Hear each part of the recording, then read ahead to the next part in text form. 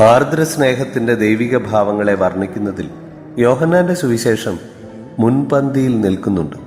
അതുകൊണ്ട് തന്നെ പരസ്പരം സ്നേഹിക്കുവിൻ എന്ന ഗുരുവിന്റെ പുതിയ പ്രമാണവും യോഹന്നാൻ തന്റെ സുവിശേഷത്തിൽ എഴുതി ചേർത്തു.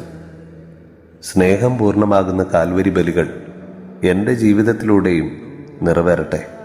ആമേൻ.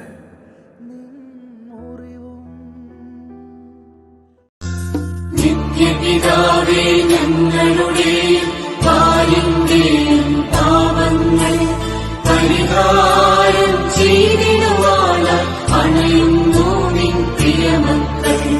നിൻ പ്രിയസുതനും ഞങ്ങളുടെ രക്ഷകനാകും ഈശോകൻ തിരുമേനിയും ആത്മാവും ദൈവത്വവും അർപ്പിക്കുന്നു.